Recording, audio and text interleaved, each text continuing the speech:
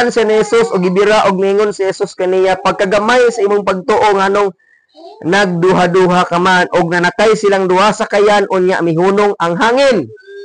Ngayon ang Bible 33 last verse mamanta ang mga tinun-an nga didto sa kayan misimba kang Jesus ug ningon ikaw gayud ang anak sa Dios.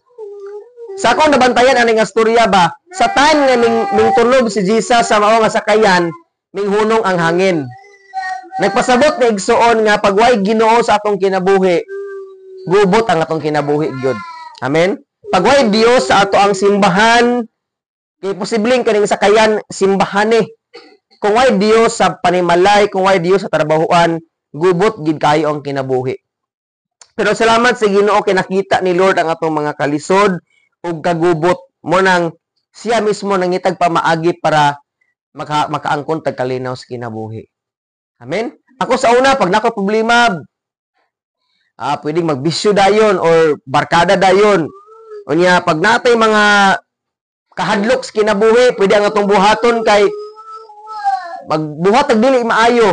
Pero sa dang natay Kristo sa kinabuhi, hinaot nga siya ang maghatag kalinaw sa tong kinabuhi. Unya ingon ang verse 33 nga gisimba nila si Jesus.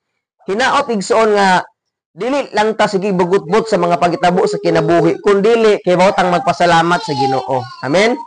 Kay kung sultian ta sa tinuod, mas daghan pang pabor panalangin nga gihatag si Lord sa ato kaysa sa mga problema nga miabot sa tong kinabuhi. Amen. Hinaot nga masabtan nato nga bisan sa atong mga pagsulay karon kanang naatay kasing-kasing bitaw nga mutabang usab sa uban, moampo nila. Kay sama ni Jesus, gigamit siyang instrumentos Ginoo para mutabang sa mga disipulo. Kita pod, ingon nga mga Christian, dapat gamiton ta sa Ginoo nga mutabang sa mga tawo nga walay Kristos kinabuhi, gubot ang kinabuhi. Nya pinagi sa mga pag-ampo atong iampo pod ang